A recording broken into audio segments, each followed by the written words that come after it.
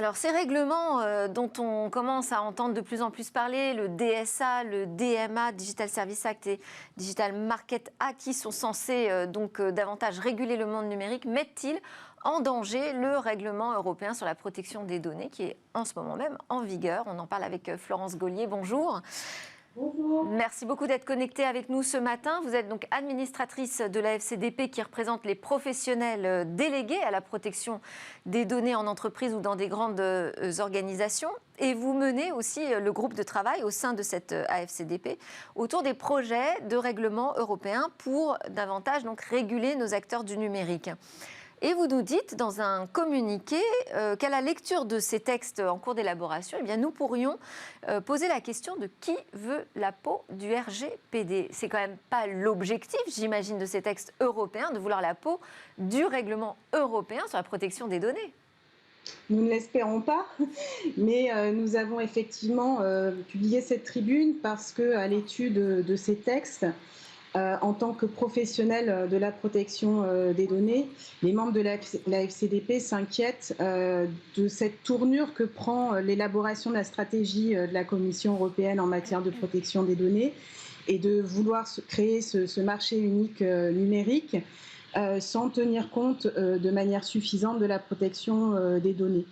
Et effectivement, cette tribune est un peu avec un titre un peu provocateur, mais qui montre cette inquiétude que nous avons face à ces textes presque plus, on va y revenir, mais peut-être plus sur la manière de les élaborer que de la volonté de vouloir mettre à mal ce qui a été construit laborieusement, mais avec succès avec le RGPD. Alors très rapidement, juste sur le type de texte dont on parle, j'ai évoqué le DSA, le DMA qui sont les plus connus, mais il y a d'autres textes européens qui sont en cours d'élaboration. Est-ce que pour vous la préoccupation touche l'ensemble des projets européens actuellement à l'étude et aussi nous rappeler pourquoi ça vous inquiète à ce point, puisque ce sont des règlements, ça veut dire qu'ils vont devoir s'appliquer tels quels. Ce ne sont pas des directives, on va pouvoir les adapter à chaque pays.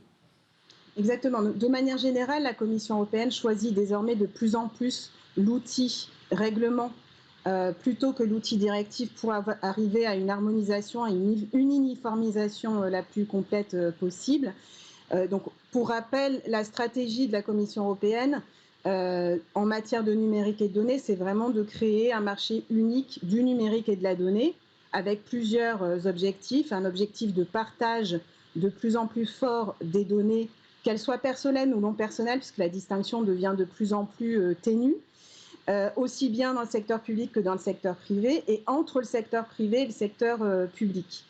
Et également, dans cette stratégie, il y a la volonté de créer un marché qui permette aux acteurs européens de se développer sereinement face à des acteurs étrangers, américains ou maintenant aussi chinois, qui ne respectent pas toujours la protection des données et notamment le RGPD.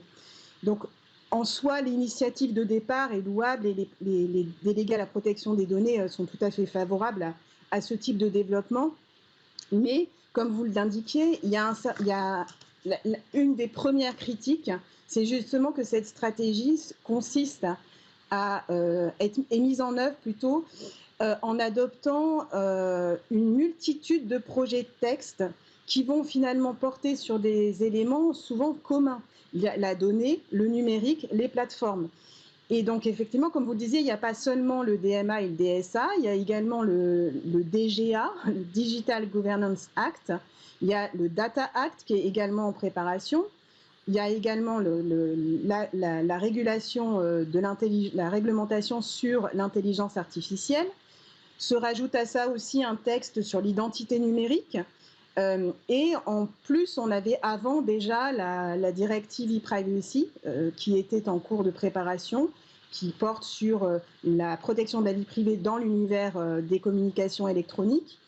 Et on a également des textes qui sont en train de se préparer en matière de sécurité numérique. est-ce que ce que vous craignez, c'est qu'on ait trop de lourdeur finalement avec beaucoup de textes qui vont intéresser la question de la donnée et qu'on ne sera plus capable d'appliquer finalement le règlement sur la protection des données? Ou est-ce que ça va plus loin, votre inquiétude? Vous pensez que ça pourrait même le dénaturer, ce règlement sur la protection des données, et nous faire perdre finalement la maîtrise?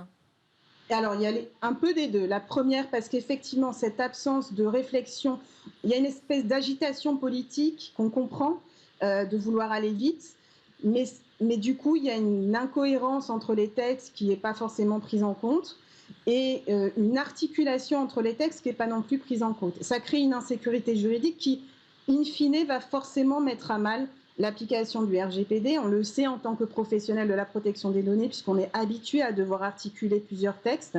C'est notre métier.